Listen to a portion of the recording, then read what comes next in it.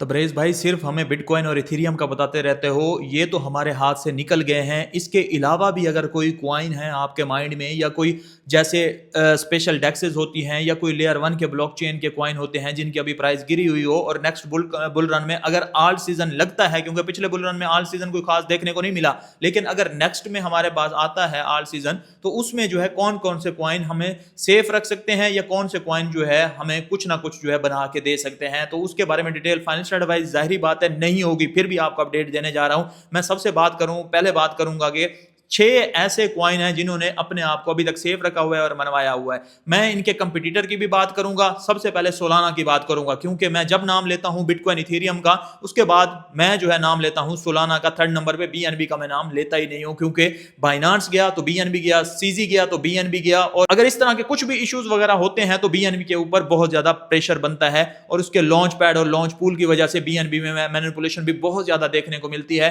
तो अच्छा खासा रिटर्न भी देता है, लेकिन कब तक देगा, कब तक रहेगा, उसकी मुझे जो है कोई गारंटी नहीं है। इस वजह से जो है मैं बीएनबी की बात नहीं करता। Solana blockchain, layer one blockchain, वो उसने अपने आप को मनवाया है। और अगर अभी के लिए आप कोई भी प्रोडक्ट लॉन्च करने जाएंगे, चाहे वो गेमिंग हो, चाहे एआई से रिलेटेड हो, चाहे स्पीड से रिलेटेड हो, ट्रांजैक्शन से रिलेटेड हो, सारे के सारे जो है आप सोलाना की ब्लॉकचेन आपके माइंड में आएगी और वहीं पे लॉन्च करना चाहेंगे। और यूएसए के जो स्टॉक्स की टोकनाइजेशन होती है वो भी सोलाना ब्लॉकचेन पे हो सकती है, उसी का जो है कंसीडर किया जा रहा है। इथेरियम का कंसीडर किया ही नहीं जा रहा। तो सोलाना को आप इथेरियम किलर भी कहते थे, लेकिन अब उसके कंपटीटर कौन है? एप्टोस और सुई। सुई का मैं अगर आपको बताऊं, सुई के ब्लॉकचेन में कोई कमी नहीं है, उसके यूज केस में भी कोई कमी नहीं है। ऑलमोस्ट इनकी टीम सेम ही काम करती है बैक एंड पे, और बिटर और डिफरेंस है। लेकिन सुई के अगर आप देखें तो उसके जो है उसके सुई ब्लॉकचेन बेस्ड जो है टैक्सेस भी अभी सिंगापुर और यूएई में चल रही है। अभी तो इंडिया के बेंगलुरु में भी आई थिंक जो है चलने लगी है। तो सुई में भी कोई कमी नहीं है। लेकिन इन दोनों में से अगर मुझे कोई चुनने का बोलेंगे तो मैं सोलाना ही चुनूंगा।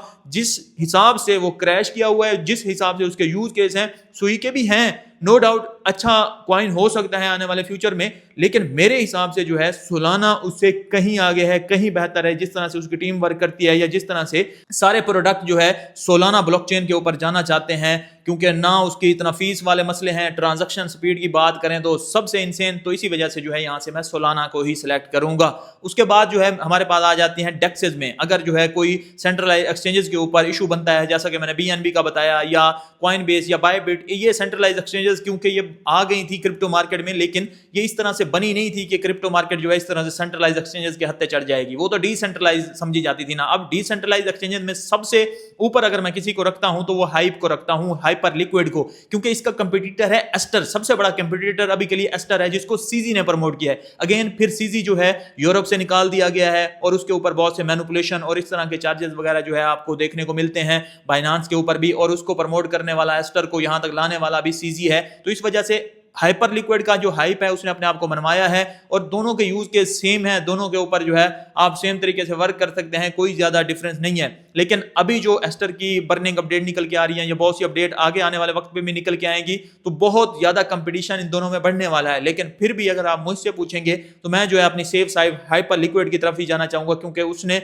अपने आप को बिल्ड किया, और सबसे पहला जो है इतना अच्छा डिसेंट्रलाइज्ड कोई प्रोजेक्ट आया था, तो मैं हाइपर लिक्विड की साइड पे ही जाऊंगा। तो ये कुछ प्रोजेक्ट हैं जिनके बारे में मैंने आपको बताया है। बाकी एक्सआरपी जो है वो अपने आप को मनवा भी रहा है, लेकिन उसको मैं इतना पॉजिटिव लेके नहीं चलता, क्योंकि बहुत सारी जो सप्लाई है वो टीम के पास पड़ी हुई है, और बैंकिंग को रिप्लेस करना चाह रही है। लेकिन अब क्रिप्टो जो है बैंकिंग में इंटीग्रेट होती जा रही है, वो उसको रिप्लेस नहीं कर रही, तो मैं जो है उसको थोड़ा साइड पे रखता हूं। बाकी इन दोनों में से मुझे अगर देखेंगे तो वो मैंने आपके सामने हाइपर लिक्विड को चुना है और सोलाना को चुना है बिटकॉइन और इथेरियम के बाद। आपकी मर्जी है, आगे फाइनेंशियल एडवाइस नहीं है, अपना देख लीजिएगा।